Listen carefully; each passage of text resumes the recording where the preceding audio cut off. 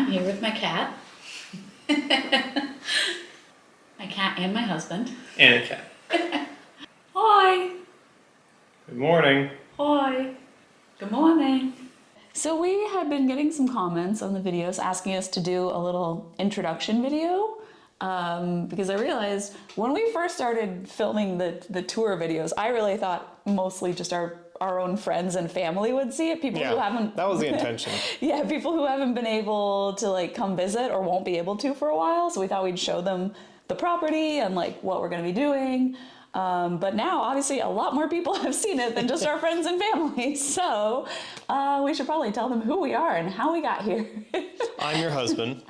You're my wife. Yeah, I am wife. He is husband. Yeah, well, if you don't already know, our names are Brittney. And Scott. And Scott. But yeah, I guess we'll give you a little bit of background about how we got here since we're just a bunch of random weirdos on the internet right now to you. Anyway, how did we get here? Well, we took a plane. It flew us over the ocean. Yeah, let's skip back a few more years. How did we meet? So Brittney and I met at a convention called DragonCon. It's essentially a Comic-Con, primarily designed for costuming and nerds. Nerds. Yeah, whole huge like pretty much anything you can imagine in the pop culture realm is represented at DragonCon. Yeah, if you like movies, comic books, video games, like books, fiction books, anything like any sort history, of, even. Yeah, history, any sort of pop culture, or like you said, history, sci-fi, fantasy, anything. Somebody else there at DragonCon also likes it and is probably either running a panel on it or has made a costume from it or wants to have a meetup group to talk about it or whatever. So there's a whole huge parade at the convention. There's things literally going on almost 24 hours a day for literally 24 hours a day. And the convention officially starts normally on, was it Wednesday now? No, Thursday. Officially Thursday night, I think. And it goes to Labor Day weekend in the US, which is the following Monday. But people usually get there now like almost Monday or Tuesday before the convention starts and officially start the convention early. It's just a big giant like nerd hangout and party. Yeah, it ends up being anywhere. I mean, I would say 5 days is closer to about how long people are there. Most people aren't there for a full week, but for about 5 days of non-stop activities, literally 24 hours a day, you can go somewhere and find a panel being run or a party going on or something happening 24 hours a day. And yeah, it takes place in these hotels in downtown Atlanta. And I don't know, not to do like a pitch meeting for DragonCon, but it's really, really fun. And anyway, that's where we met. Yep. I had been going for a couple of years. I always wanted to go since I was like in high school and first really got into the costuming scene. And it was your first year. It was. Yeah. It was my first year. This was 2015, and I had gone with some friends. And we Scott and I actually we were online friends before that, just because we had so many mutual friends all within this costuming community. So we had like very briefly spoken on Facebook, and like we'd played some games online together. So anyway, we barely knew each other. We'd communicated a little bit on Facebook, but it's not like we were like commenting on someone else's mutual comment or whatever. Yeah, it's not like we were like friends or anything. Because you were living in DC at the time, or in Virginia. I was in Texas. Yeah, I was living in Northern Virginia near Washington, D.C., and you were in San Antonio, Texas. But we were, that weekend, we were both in Atlanta, Georgia for this convention.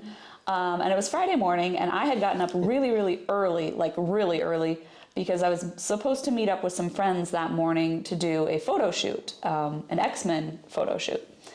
And so I'd had to get all in my costume and do like the contacts and the makeup and everything. And I was in X23. I don't know if I'll be able to figure out how to put a photo in here, but let's pretend that I know how. Camera noise. So if I did this correctly, this is X23. And if I can figure it out, here is Scott and I meeting each other for the first time. So I was walking down the street towards this photo shoot to meet up with my friends, and he was walking in the opposite direction to go pick up a friend at the airport, and we just happened to cross paths right in front of a parking garage, a very romantic location. And we just recognized each other from seeing each other's picture on Facebook or whatever, and said, "Oh, hi, you know, you recognized me." Yeah, because Woody and I were walking in the garage to pick up my friend Rick at the airport. I was like, "Brittney." I recognize the X23. Yeah, with a pretty face attached to it. Thanks. I don't know if you can hear Logan, but he's joining in the story. You don't come into the story for another couple of years. Logan, come here. Anyway. But yeah, so I recognize Brittney and said her name and. Yeah, and I recognized him, and we chatted for like, I don't know, 30 seconds or a minute at the most, you know, just saying, "Oh, I'm on my way to a photo shoot," and he's on his way to go pick up his friend, and then you just asked if we could get a picture. Yeah, so we took this little selfie as our first picture together. I don't know what face I was making. I was trying to look tough or pull my dread face without the dread helmet. Yeah, but yeah, that was our first picture together. And after that, we ran into each other one more time throughout the weekend later, and just didn't have time for a picture, just briefly ran across each other. Again, you're on your way to another photo shoot. Yeah. And then we chatted like a little bit after the convention, but not a whole lot for another month or two, basically. Yeah. And then we just really started to hit it off, just chatting online because we were long distance at that time. But it was like a couple months later that we really hit it off and started talking a lot more and decided that we were a thing. We should make it a thing. Yeah. And then you came to visit me for the first time a couple months after that. Actually, it was what? January. Yeah. The next for January. For the Battle Bulge event, yeah. Yeah. So that was January 2016, you know. Yeah. That was the first time I'd seen you, since September. Yeah. Yeah, in person. Yeah. So, yeah, and then the rest is history. Yeah. I mean, and how we got here is even when we were early in our, like, pre-dating conversations and mentioned, you know, how cool it'd be to move overseas and live overseas and how both of us had always been interested in living somewhere overseas, and specifically France. Like I had never been to France, and before I moved here, I don't know if I've mentioned that before, but I'd never been here. I'd always wanted to go, but had never had the opportunity. Could never afford coming over. I was a poor student and then a poor adult. So I'd never had the chance to come over here, but always been very interested in France and its culture and language and history and stories and art, all of it. So that was one place that we both specifically mentioned we would be interested in living in eventually. And then, you know, some years passed. A few months after we first met and first started dating, I went to graduate school. So I moved to Atlanta, Georgia, where we had met, and was going to grad school there for a couple of years. And then when I finished my master's degree, I moved to San Antonio, where he was. And it was right around then. It was right when I finished grad school. It was about 2018 that we saw. It was shortly after I moved to San Antonio that we saw a chateau for sale that really struck our interest. Yeah. And we started talking about it more seriously, along with his parents. And the price there was very reasonable.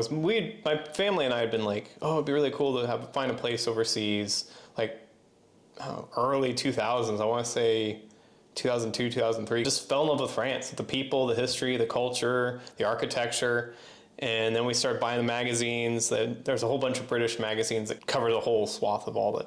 What it's like to move to France and all the logistics. And because we started looking at those magazines and paying attention to that stuff. And then a couple of years, around the time you and I met, a property popped up on YouTube. I think it was a Leggett property where they had a video on YouTube. And it was very good condition. It had a little bit of work, but the price was very reasonable. A lot more reasonable than one would think. And then that one sold a couple weeks later. And then so it was just like, keep our eyes out. And just my parents and I would watch YouTube occasionally. And then Brittany and I started talking about the idea of moving overseas. And then, we came across one chateau that ended up being featured on Escape to the Chateau DIY the first season. I don't remember if it made it to the second season. It did. It was in a couple seasons, And I love that place. It was a very beautiful property, especially from what was shown on the show. but yeah, so we saw it listed for sale and we recognized it. We're like, wow, that place is awesome. Yeah. It's got, you know, great architecture and history and Awesome history. yeah, and lots that could be done with it. And so was it that year that you guys went to go look at it, or the next year? Because that was when we were like, oh wow, you know, you can get, because before we were just looking more like farmhouses and, you know, just country homes. Mm-hmm. And then you start seeing like, wow, there's actually reasonably priced chateaus. And yeah, we knew there'd be some work you had to put into it, and we were more than willing. Yeah, at that time, so this was 2018, 2019, we were looking for a place that would need some more work, a project property, really, in part for us. I mean, we were like young and willing to work, and also I think your dad is very ambitious and wants to like work on a lot of projects. He's got a lot of energy and wants to work. So I think for him, a project property is like something he really wanted initially. And then so we sort of like, oh, you know, this is something we could do. Like, there's really nice properties out there in a reasonable price bracket. So basically, you and your dad went on a couple of trips starting, I think 2019 was the first trip, I believe. It was December. To go look at some properties that we'd seen online that seemed to have potential that we were interested in. And you saw a couple. You saw that one that had first initially caught our interest. Yeah, because that was the thing. We was like, you know what? They're out there. So we started looking and made a list of, you know, properties that are available. And so we planned ahead, you know, scheduled a whole bunch of showings and ended up seeing something around 24 or 27 properties, I think. Because we were seeing a couple a day and just drove all over. Yeah, we were here for a couple of weeks. Yeah, originally we just had a couple of areas of France in mind. And so we came over for a couple of weeks and just drove all over, mostly Western France. And I was not able to join because I was working. And I could not get a couple of weeks off of work for all of these trips. Hey, so. I was taking my finals during that trip. But you were in school and it was online. Yeah. I mean, like, I was working in an office and I could not, or, you know, I could not just take a couple weeks off to go a couple times a year to go look at properties. So that was why I had never even been here or seen any of the properties. I was only seeing these from a distance, from like pictures and videos that you took and sent to me. So yeah, you took that first trip in 2019. None of them were really exactly what we were looking for. It was always either they were in really, really bad shape or like didn't have some of the things that we necessarily wanted. Like either they wouldn't have, you know, enough outbuildings, or it was too close to train tracks, or various other issues with a lot of the places that we saw. So nothing from that trip. And then COVID happened. Yeah, I don't know if you heard of it. Yeah, I don't know if you heard about that. We actually were supposed to visit France. We were going to take a trip, and what was going to be my first trip to France, that summer in 2020. Obviously, that didn't happen. There were no flights. So the planned trip that summer to look at properties didn't happen. My parents and I were looking at properties over here 2 weeks before the shutdown, I think, if I remember. Yeah, you guys because China was March locking down at that point. And no, we went in February, and then we came back, and my parents were on a cruise, and while they were on the cruise, it was a lockdown. And that's when you and I were. Yeah, that was a weird time. It's all a little blurry in the memory, but the point is, you know, they took a trip right before the lockdowns happened. Nothing really that they found from that trip. And then the lockdown happened, so our summer trip didn't happen. We didn't get to look at any places for a while. And then you didn't get to go back until what? June, 2022. Yeah, because it's just all kinds of other things between lockdowns and travel restrictions. Yeah, and school, our wedding. Yeah, and we were planning for our wedding and paying for that. And we're back after a full memory card change. So I think we were talking about how, it was 2022, we got married, so that's last May. We're coming up on almost a year married. Yeah. But yeah, because of everything going on, we didn't get to take another trip to come back to France and look at properties until shortly after we got married. It was like 2 months after, right? No, was it July? No, or June? June. Yeah, the month after we got married. No, it was the end of May, because because you and I got married. The following week when we got back, I graduated. And then a week and a half after that, my dad and I came over to look at properties because we left at the end of May and we're looking until the end of June. Yeah, so the end of May, yeah. So again, I was working. I couldn't take a month off of work to go look at places. So you and your dad went, looked at a bunch of different places. And by this time, because of COVID and the delays and the fact that it had been several years of us looking without finding like exactly what we were looking for or what we wanted, that was also within our budget, we started talking about the fact that it's been 4 or 5 years now since we started looking. We want to start having kids in the near future, like maybe next year or something. And so our life circumstances have changed a little bit.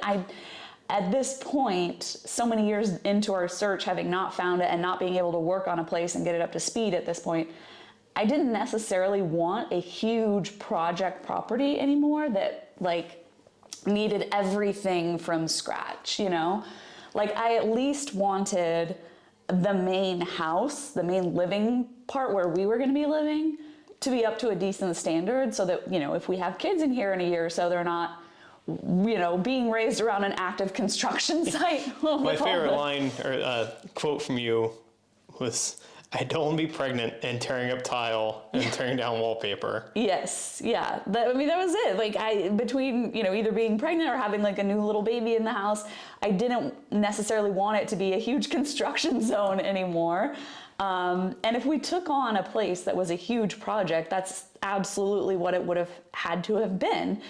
So now, like I said, at this point in our life, as we are getting closer to wanting to start a family and having kids, we did shift what we were looking for a little bit into at least having the main living portion, the main house done. And then anything that does need work, because we do still want to do some updates and some project work, especially like I said, your dad, I think, really wants a project to work on. Yeah. In that case, we decided we could look for like outbuildings that needed a little bit more work, or maybe a separate wing or other bedrooms that we weren't using or whatever, but at least the main living portion was done, right? And so when we found this place, it ticked a lot of those boxes, because the main living portion of the house, which is all we've shown you guys so far, you've only seen 2 floors of the main house so far. It has been fairly recently updated. Between I was gonna say, still needs some work. There's some stuff we haven't shown that we will. Yeah, well, and there's also things that don't show up on Things that camera. popped up. Well, yes, but also, there are things that don't show up on camera that you guys can't see. Like there are, cracks in the plaster or like peeling paint, things like that, unless we zoomed in on them or something on the camera, you can't really tell from as far away as you guys are on camera, but you can see them in person. But also even a lot of those things in the main house itself, a lot of them are more just aesthetic or vanity things. There are some functional things, which I've already mentioned in the last video, like the shower started leaking. There are some functional issues or concern about the sloping floor and making sure that the joists are strong enough for the bathtub and things like that. But for the most part, the main house has been pretty recently updated and it's in really good condition and it's perfectly livable, for having a family in, which was really important to us. There, like I said, there are some separate wings that need some work or whatever, that you guys will see in upcoming videos. But the outbuildings, there are several outbuildings here, which we also still need to show you, and they need a lot of work. Those are the project parts of the property. Like, I know some people commented on the first 2 videos and like, oh, your place looks good, it doesn't need any work. Well, that's because, one, we've only shown you 2 floors of the main house. You have not seen all of the property, you haven't seen all the walls, all the outbuildings that do need a lot of work. And like I mentioned, even in the main house where there are some things that need work, a lot of it is stuff that you can't see on camera until we show you. So that is why, when we get the comment, oh, your place doesn't need any work, what renovations are you gonna do? Sweet summer child. There does need to be a lot of work. But that said, it is nothing like a lot of the huge, complete project properties that we were initially looking at that would have taken 5 or 10 or 15 years or more to get those things even like livable or presentable, I should say. Yeah, I was going to say presentable, because even in a place like this, you're always going to be working on something. I mean, any old property, especially here in like, is just, it's always not a labor of love, but you're just always going to be working or fixing on something because it's an old property. Yeah, that's true for any old property, and especially a larger one. Like ours is not huge, but it's on the larger side of houses. Yeah. And there's still quite a bit to the properties. You have all the outbuildings. There's a lot to each of those. And so, it's always something you have to keep an eye on. And there's going to be something to address. That actually leads me into another point of a comment or a question that somebody had asked on, I think it was the first video. Somebody was asking, what makes your place a chateau? Oh, yeah. And so I figured this is a great time to answer that question. So it's a good question, and I can understand why there's some confusion there. And I think a big part of that is that for English speakers in particular, they don't totally understand what the word chateau means. It's often mistranslated as meaning just castle, but it means more than that. Like there is no direct English word that means what chateau means in French, because in French it could either mean a castle, it could mean a castle, it could mean something more like, a palace, like if you think about Versailles or something. Or it could just mean a smaller manor or country house that belongs to a lord or nobility. So I think it's a twofold thing. People think that in English, chateau just means castle, and that's not really what it means in French. But also, I think a lot of people think that chateau is meant to be a description of like the size or the grandeur of the house, that it's like a title that's only applied to really huge, grand, beautiful properties. And that's not the way it works, actually. The title chateau, it's actually referring more to the family that owns it than the property itself. It is the house of nobility that like the lord of a region or the lord of the manor that would reside in and would be passed down through a noble family. So it has much more to do with the nobility that owned the place or lived there than it does about the grandeur or the size of the house itself. So I think that's where a lot of the confusion comes from. Because even some people say that, for it to be classified as a chateau, it has to have a tower or something like that. Like there's some set standards, but there really isn't, and that's a false idea. Yeah, it's a misunderstanding from people that aren't as familiar with the French history and culture around them, essentially. So the reason why our chateau is a chateau, even though it is on the smaller side, it looks more like, a manor house or a country house rather than a palace. But it is still a chateau because it was owned, and maybe we'll do a future video on this to go more into the history. I won't go super in depth. But it was the property of the Hercé family, which was a noble family. I think their noble affiliation goes back to the 1500s, something like that. There was the lord, it was Jean-René de Hercé, I think, who was the lord of this region, and Plessis and Coudray, if I'm remembering correctly. And then his son, Jean-Armand de Hercé, was actually born here, and he became a Knight of St. Louis. But really cool is we actually have a carving in the mantle from Jean-Armand de Hercé, which I realized we forgot to show in our dining room. We didn't record it, we didn't show it. I don't know how we missed that. I thought really? Yeah, we didn't. I thought we filmed that. I'm gonna try to splice in a little clip here. We'll see if I can figure it out.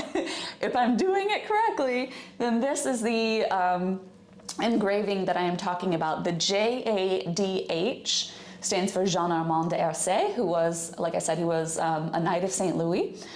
And 1808, this, from what we've been able to find from historical records, this was the year that he returned from being in exile, essentially, after the revolution. So he came back to the home where he was born, and he carved this into the mantelpiece here.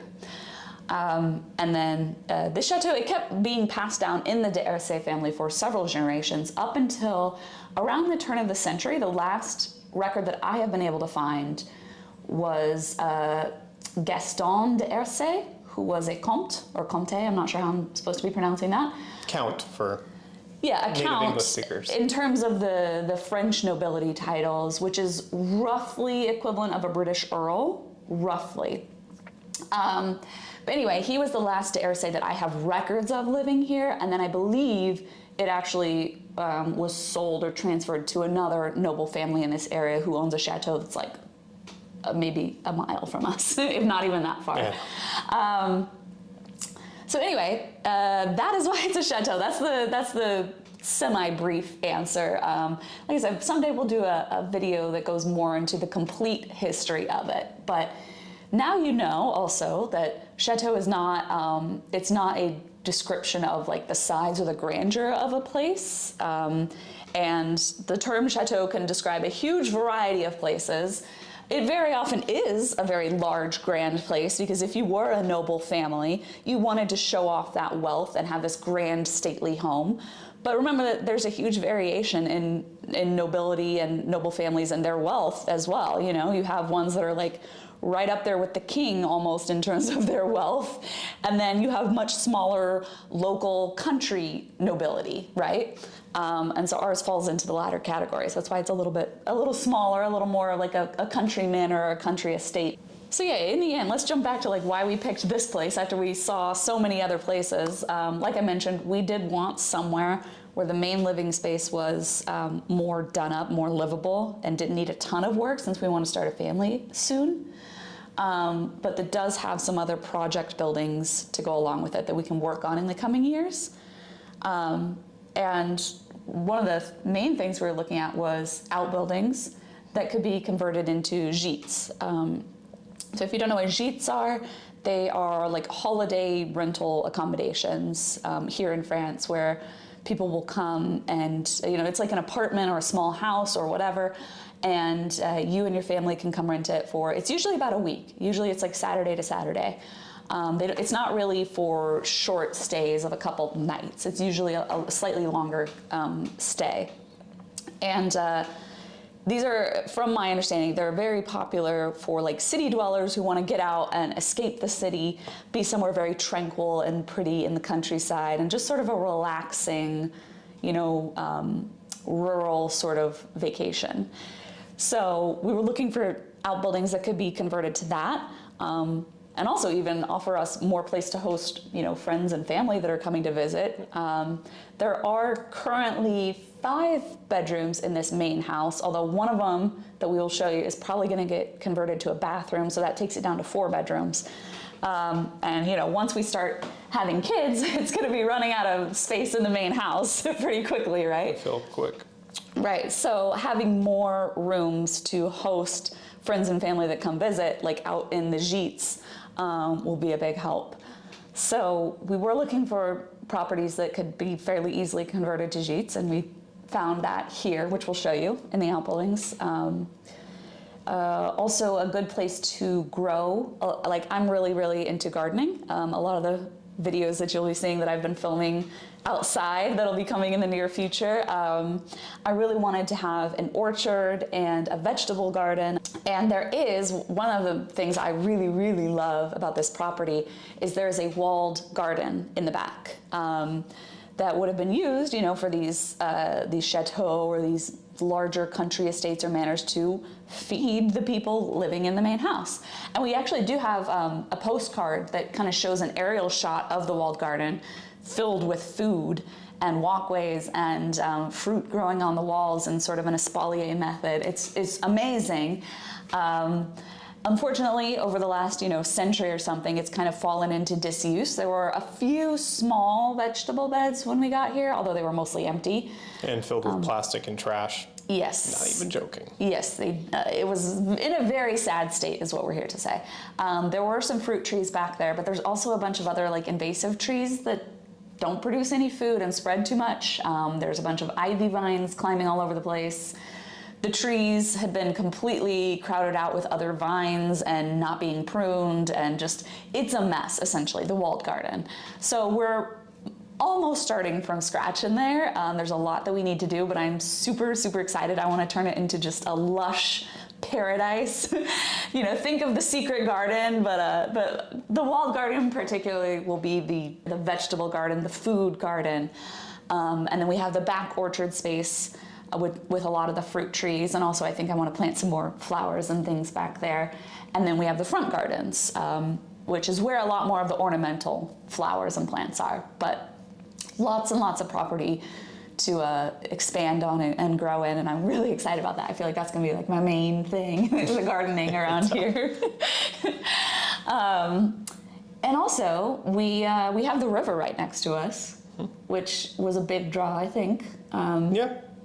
We always want to find a property near a water source, or if we could find something along a river. For a time, we were even looking at mills, like some mill properties. Yeah. But yeah, it's nice to have the water. And we have a little bit of land on the other side of the river and a little bridge going across. I think we showed that in one of the postcards. Yeah. Yeah, and it's nice, one, because it's more aesthetic. Like, I just love having the water, going by. It's very pretty, it's very scenic. You can even hear it, especially if you walk down towards the sort of forested area on our land. There is also the forested part of the ground, so you have some more shade, and when any trees fall down and die, it makes for some great free firewood, so that's nice. It would be good tubing river if from Texas. In the South, tubing's a big thing, but we don't get tubers here, which is nice. It might be. I guess some people are going to think tubers, and I think I'm going to say potatoes. Sorry, so when you get an inner tube and just sit and coast down the river. Right, you just float down the river. Leisurely float down a river. Hanging out. It's a big pastime in Texas. I never did it, but it's a thing. But also, even just being right next to the river, the water table is pretty high here, which actually goes a long way in keeping the plants and the grounds really green here. Like, we were digging the other day. Twice. We'll include a little video of our attempt. We were digging a hole in the back orchard, which, we'll show in a future video, not here. But we were digging a hole for the tree, and we came across water at the bottom. And the more we were digging, the more water there was. And when it started raining more, it just kept getting higher and higher. So I'm pretty sure that's the water table back there. It's pretty high here, being right next to the river, not a shock. We knew there would be a high water table. It was kind of surprising. And it does help keep the grounds nice and green without needing to water things quite as much. So that's also another plus, because there was a drought here last year. There have been some intermittent droughts due to climate change and things. But being so close to the river, it helps us out in that regard. So this... Red squirrel running along the... Oh! You guys can't see this. I hope we can get a video of it sometime. There is a red squirrel that lives in our back trees. He's so cute. Maybe we'll be able to get a video of him. But yeah, this video is getting a little bit long. We'll probably cut it off here. If you guys have any questions, or if you want to, I don't know, maybe in the future we'll talk about like our wedding, or things that our pastimes, things we've done in our past lives, work or costuming, because like I said, we did meet through costuming. That was a big part of our lives in the US. Hobbies and interests and things like that. Just a little bit more about us personally, who we are as people. But this one was just more kind of like how we got here, why we chose this place, this property specifically, future plans, like I said, turning things into gîtes, growing a lot of things, and... Small history on the place. Yeah, a little bit of history, and I forgot to mention my bees. I want to have bees. We're going to be getting those soon, so that's another big project for the gardens. As you can tell, I'm the one that's really enthusiastic about the gardens and the outdoor space. And also cooking. I really love cooking. So I was thinking of possibly doing a few cooking videos here, some of our favorite recipes, some French recipes that you guys can try at home. So anyway, this is getting really long. I think we've been rambling for a while, so... Signing off. Yeah. Sayonara. Au revoir. Now it's time to split the chestnuts.